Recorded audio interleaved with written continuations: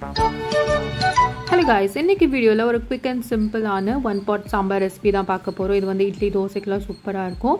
So வாங்க எப்படி செய்யலாம்னு பாப்போம். சோ இதுக்கு வந்து குக்கர்ல ஒரு கப் அளவுக்கு கழுவின தோரம் பருப்பு, அதுல வந்து ஒரு வெங்காயம், 2 பச்சை மிளகாய், ஒரு தக்காளி, 2 கத்திரிக்காய்,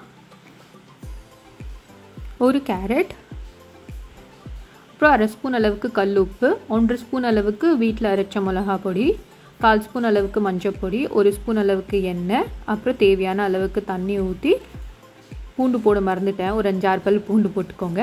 அப்புறமா மூடி போட்டுட்டு ஒரு 4 விசில் விட்டு வேக வச்சிடுங்க. இப்போது பருப்பு காயெல்லாம் நல்லா வெந்துருச்சு. இப்போ வந்து மற்ற வச்சு இந்த பருப்பெல்லாம் நல்லா மசிச்சுக்கோங்க. கிட்ட கல்ச்சட்டி இருந்துச்சுன்னா கல்ச்சட்டிலையும் போட்டு மசிக்கலாம், இன்னும் ஈஸியாகிடும். அவ்வளோதான். இப்போ வந்து நம்ம தாளிப்பு போட்டுடலாம். ஒரு கடாயில் ஒரு 2 ஸ்பூன் எண்ணெய், கடுகு பொரிஞ்சதுமே ஒரு கொத்து அளவுக்கு கறிவேப்பிலை.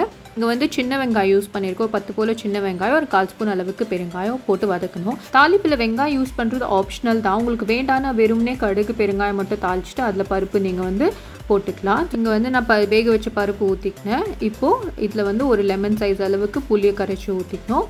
ஊற்றிட்டு உப்பு செக் பண்ணிவிட்டு உப்பு போட்டுக்கோங்க. அவ்வளோதான். நம்ம கொத்தமல்லி போட்டு இறக்கிட்டோம்னா ஈஸியான one pot சாம்பார் ரெடி. உங்கள் வீட்டில் ட்ரை பண்ணி பார்த்து எப்படி இருந்துச்சுன்னு எனக்கு கீழே கமெண்ட் செக்ஷனில் சொல்லுங்கள். உங்களுக்கு இந்த வீடியோ பிடிச்சிருந்துச்சுன்னா subscribe to 2 servings. Thanks for watching.